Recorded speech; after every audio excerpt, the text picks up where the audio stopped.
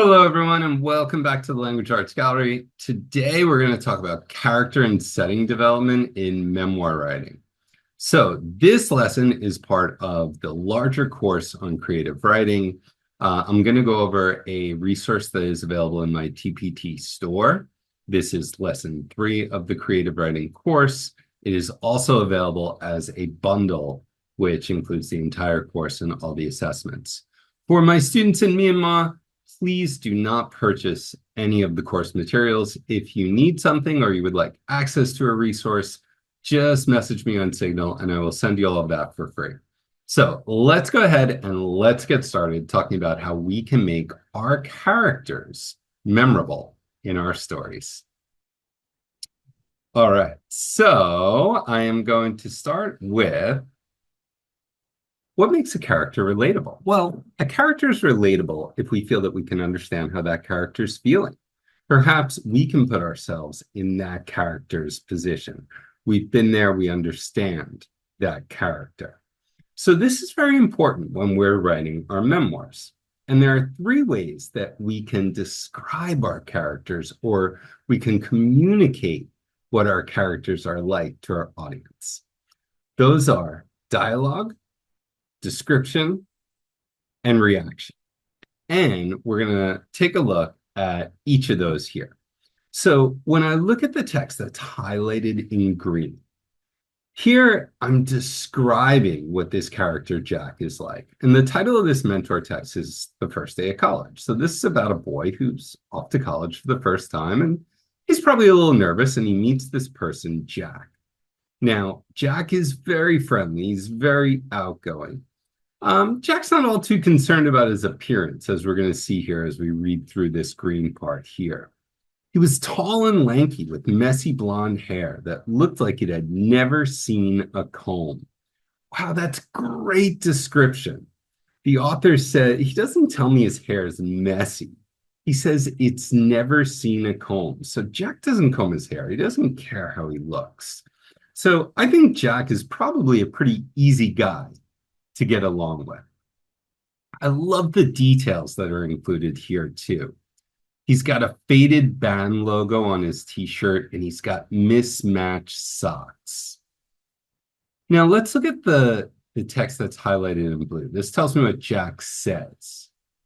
Hey there, I'm Jack. Want to help me figure out which box has my laptop? So Jack right away is really friendly. He's really outgoing.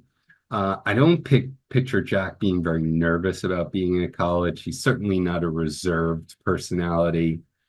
I also see, and I can tell in purple from the reaction here of Jack, or his actions and how he deals with meeting this person for the first time, meeting the narrator for the first time. He's very passionate.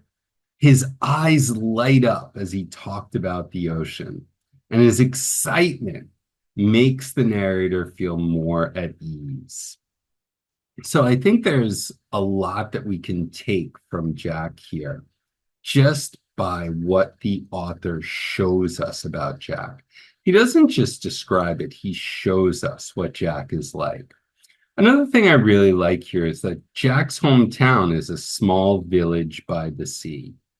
I picture a town where everyone knows everyone, everyone's friendly, and that really shows in Jack's personality. So as writers, we want our students to be able to show their audience this.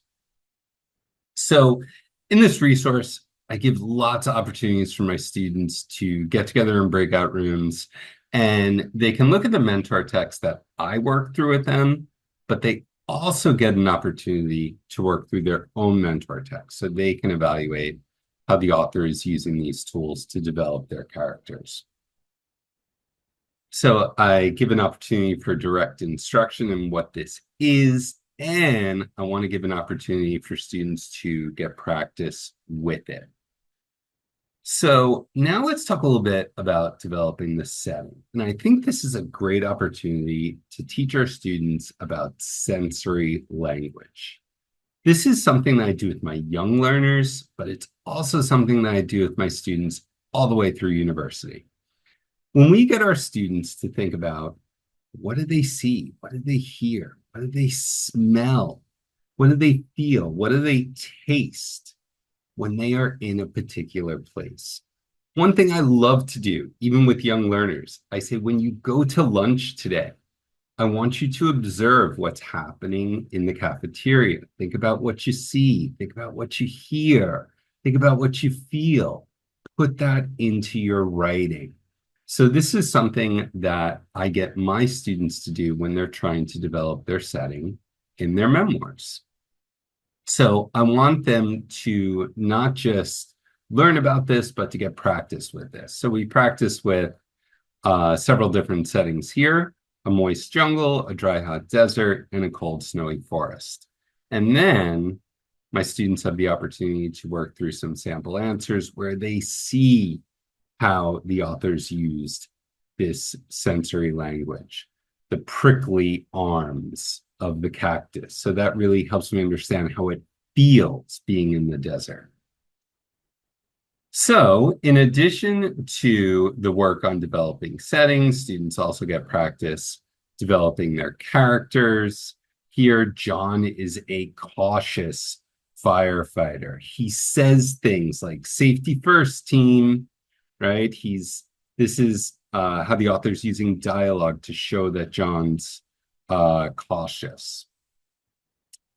So in addition to the PowerPoint, I also get students to work through the graphic organizers where they have a chance to practice developing their setting. And I want them to think about how the setting impacts the mood, right? The mood's very tense.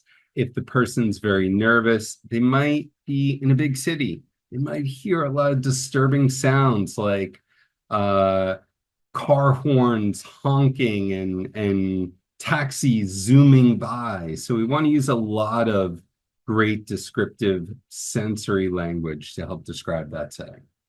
And they have a chance to work through character development webs where they can choose a character, think about what trait they want to communicate, and then how are they going to communicate those traits?